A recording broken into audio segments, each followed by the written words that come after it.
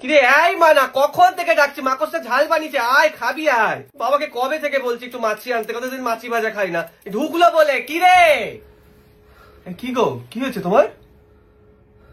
কি হয়েছে? আমার লেজটা খসে গেছে কিন্তু।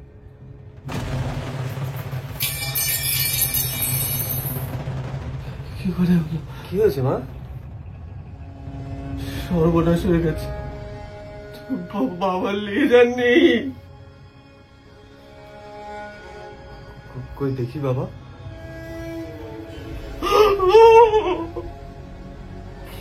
কিছু নেই তোমার পেছনে, কিছু নেই গো। আর তোমার লেজবিহীন পেছন নিয়ে আমরা পতঙ্গ সমাজে মুখ দেখাবো কি করে? সবাই জানতে পারলে। আসার সময় ওইদিকে দেয়ালটা দেখলাম লেজ মোটা মস্তা নিজের চালা চামুন্ডা নিয়ে আড্ডা মারছে। ওরা নিশ্চয়ই আমার পেছন দেখেছে। এতক্ষণে হয়তো সবাই ওদের আর কি বসে বসে গুয়ে পোকার নেশা করবে, আর এর বাড়ির খবর ওর বাড়িতে ওর। কিন্তু এটা হলো কি করে বাবা? বাথরুমের দেয়ালটায় মাকড়সার জালে দুটো মাছি আটকে ছিল, ওটাই আনতে গেছিলাম। তোর মাটা মাছি খেতে খুব ভালোবাসে, কিন্তু এবারের মেয়েটা আমাকে দেখে এমন চেল্লামেল্লি শুরু করলো, হাওয়ায় চপ্পল ছুঁড়ে মারলো। কে আনতে বলেছিল তোমাকে মাছি? আমি মাছি না খেলে মরে যেতাম। কেঁদো না মা, এর মাসুল তোকে গুনতেই হবে। আমার বাবার মাথায় যে লেজ কাটা কলঙ্ক লাগালো, তার মাসুল তোকে গুনতেই হবে। দেখো কি বলছো? আমার মাথার উপর থেকে যে বাবার লেজের ছায়া সরিয়ে নিল, তার মাসুল ওকে গুনতে হবে। আমার মায়ের চোখ থেকে জল পড়লো, সেটার মাসুল ওকে দিতে হবে। এই ম্যাডাম, কি গো, আটকাও।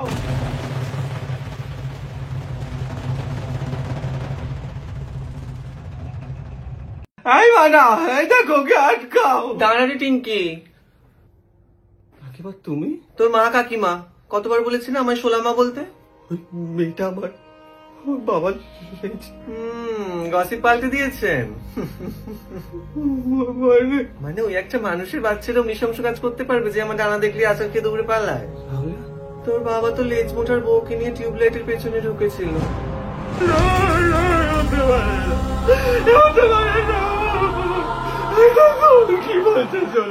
আর বলবে, লেজ মোটা তো হাতে নাতে ধরে এমন কেলালো তোমার বরকে, লেজটা টুকুস করে খসে পড়ে গেছে। আমার তো কি হাসি পেয়েছে, পুরো পতঙ্গ সমাজ দাঁড়িয়ে বসে পপকর্ন খেতে খেতে দেখেছে। বলো না মিথ্যে কথা বলছে, বলো না তুমি মিথ্যে কথা বলছো। মিথ্যে হলে যাও গিয়ে দেখিস টিউবলাইটের নিচে এখনো তোমার বরের লেজটা ছোট্ট করে নড়ছে।